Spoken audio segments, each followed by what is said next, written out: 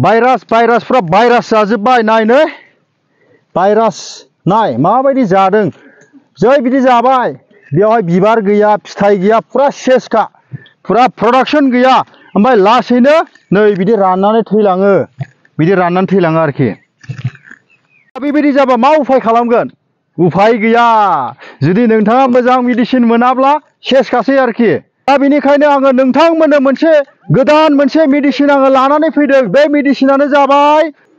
HM organic कम्पानिनिफ्राय दिरुनजानाय बायर'फिन बे बायर'फिनखौ नोंथांमोना बाहायोब्ला बेफोरबायदि भाइरासनिफ्राय नोंथांमोना बासिगोन अर्थात भाइरासआ कियर जागोन स' फै बे समावहाय जोङो बे मेडिसिननि बागै जोङो एसे मिथिनानै लानि आरो जोङो बेखौ बाहायनि समाव नोंथांमोन साफ्रोमखौबो आंनि बे टेक्निकेल फार्मिं चेनेलाव आङो बरायनानै आङो लाग्रोनाय जाबाय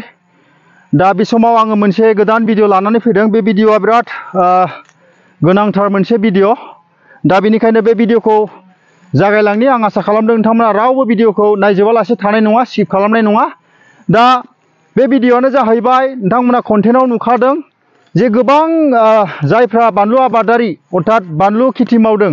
गोबां आबादारिफ्रानो माखासे बानलुनि बेमारफोरजों बिथांमोना जुजि बिराद जुजिबाबो हायै बेबायदि जादों बिसेसकरि माखासे बेमारफोरजों बिथांमोना गोबां समस्यायाव गोग्लैदों दा बे बेमारनि मोनसे मेडिसिन अर्थात मोनसे मुलि आङो गोदान लानानै फैदों आरो बे मुलिखौ बाहायबा नोंथांमोना बे बेमारनिफ्राय 100% रैखा मोनगोन 100% सोखाजानायखौ मोनगोन आरो मोजां प्रडाक्शनखौ नोंथांमोना मोननो हागोन दा बे बेमारखौ जोङो नायनि फै नाय बिसेसकरि बानलुआव बे लिफ कार्ल भाइरास बियो जायो नाय गोमो जायो आरो बेनिफ्राय बे भाइरासआ जुदि हमबाथाय बे मोनसे जायगायावल' थाया बियो गुबुनावबो बारलाङो बेखौ बुङो भाइराल डिसिजबो होननानै बुङो आरोखि दा नाय बेनिफ्राय नै माबायदि जायो नायदो नै फुरा जाजोबखाबाय बिबार बारबाबो फिथाइ थाया आरोखि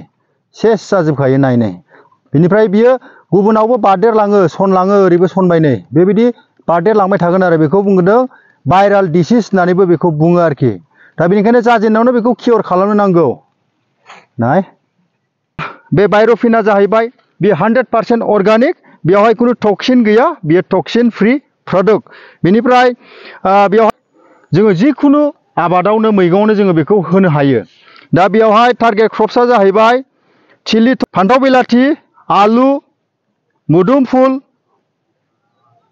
फान्थाव भिन्दि जिखुनु जाया मैगङावनो बेखौहाय होनो हायो दा बे मेडिसिना माबायदि जों बेखौ नायनि मोजां साफा दैखौ लानो नांगौ साफा दैखौ बिदि सोदो खिन्थु लेथ्रा दैखौ सोनाङा साफा दैखौ सो बेनिफ्राय बे मेडिसिनखौ नायदो बे मुलिखौ माबायदि बियो नैबे लिक्विड फर्माव फैयो नाय लिक्विड फर्माव आरो लिक्विड फर्मावहाय बियो नाय दा बेनिफ्राय बेखौ बेसेबां मिलायनांगौ बे जाहैबाय पार लिटार 1 ml हिसाबै बेखौहाय होनो नांगौ दा आंना एसेबां मानि जायैखाय आङो बेखौ 8 ml होनो सानबाय बेयो आंना 15-16 लिटारनि बियो बे जारखिना दा आं बेखौ 8 ml आं होनो नागिरबाय नै आं 8 ml होबाय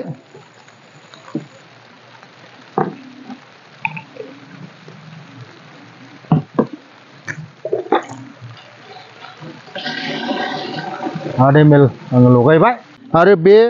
बायर'फिनजों खुनु जेबो गुबुन मेडिसिन लगायदेरनो नाङा जास्ट बेजोंहाय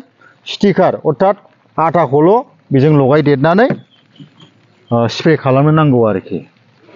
बेनिफ्राय गायखांनायनिफ्राय 25 दिननि उनाव बेखौहाय गिबि हिसाबै स्प्रे खालामनो हायो आरो बिनि उनावहाय 15निफ्राय 20 दिन बेखौहाय रेगुलार स्प्रे खालामलांनो हायो बेनिफ्राय फार्स्ट स्प्रेनि उनावहाय 12निफ्राय 15 दिननि गेजेरावहाय बेखौ स्प्रे खालामनांगौ जायो मेडिसिनखौ जुदि नोंथाङा सारनो सानोब्ला 24 घन्टानि गेजेराव जुदि गुबुन केमिकेल मेडिसिन नोंथाङा सारदोंबा बे मेडिसिनखौ सारनो नाङा 24 घन्टानि उनावसो बे मेडिसिनखौ सारबानो जाबाय आरो बिनिफ्राय जुदि बेखौ सारदोंबा 24 घन्टानि उनाव नोंथाङा गुबुन केमिकेल मेडिसिनखौ होनो हागोन खिन्थु 24 घन्टानि गेजेराव होनाङा नङाबा बेयाव रिएक्सन जानोबो चान्सेस थानो हागौ आरो गोबां बानलु आबादावहाय लिफ कार्ल भाइरासजों आरो बेक्टेरिसाइड बिनि गेजेरजों गोबांथार जोंनि आबादफ्रा खहा जायो दा बेनिखायनो बे मेडिसिनखौ जुदि जोङो बाहायोब्ला जोङो बे बेक्टेरिसाइड जोंहा जिथुनाखि रानलांनाय मुरुलांनाय बिनिफ्रायबो जोंहा बासिगोन दा बेनिखायनो आं नोंथांमोनखौ खावलायबाय बे मेडिसिनखौ नोंथांमोना बाहायदो नोंथांमोना बेखौहाय फ्लिपकार्ट आमाजन एग्रिबिगि बेयावबो नोंथांमोना एभेलेबेल मोननो हागोन दा बेनिखायनो आं नोंथांमोननो डिसक्रिपसनाव बिनि लिंकखौ होनाय जागोन नोंथांमोना बे लिंकआव थांनानै बे प्रडाक्टखौहाय पारचेस खालामनो हागोन अर्थात बायनो हागोन स' दिनैनि भिडिअखौ आं एसेयावनो दोनथ'बाय थेंक इउ